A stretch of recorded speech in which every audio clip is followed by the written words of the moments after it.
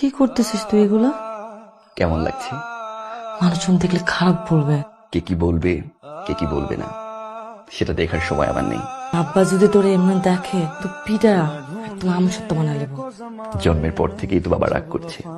আমার আমসত্ব খুব ভালো লাগে, লবণ দিয়ে খাবো। তোরে বিয়া দিব, আমি তোরে বিয়াই দিব। আবার বিয়ে করতে পারবো না। তুই বিয়া করবি না, তোর বাপে বিয়া করবে। হ্যাঁ, বাপ বিয়ে করলে বাপ বিয়ে করুক আব্বা।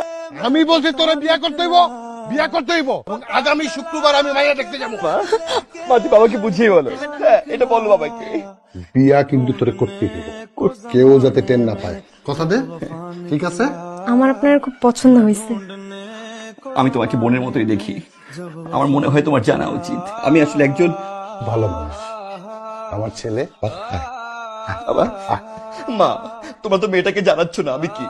আমি তো একটা মানুষের জীবন নষ্ট করছি। আমার আল্লাহ আমার কখনোই ক্ষমা করবেন।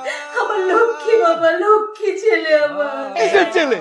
লজ্জা লাগে বলতে যে আমি ছেলেও না, আমি মেয়েও না, একটা হিজড়া। কিসের হিজড়া?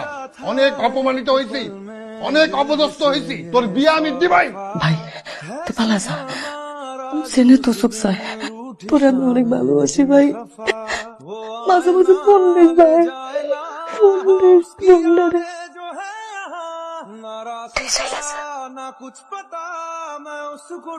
ভাই তুই আমার ফোন দিছিস? তুই কেমন আছিস? আমি ভালো আছি রে বোন, তোরা কেমন আছিস? কার সাথে ফোনে কথা বলছিস দেখি? দাও। হ্যালো, তুই কেমন আছেন বাবা? তোর এত বড় সাহস, তুই এখানে ফোন করছস? এই বাড়িতে তোর কোনো স্থান নাই। এই বাড়িতে তুই আর কখনো ফোন দিবি না।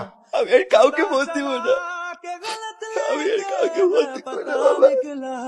হিজড়া হলেও তো আমরা মানুষ, তাই না?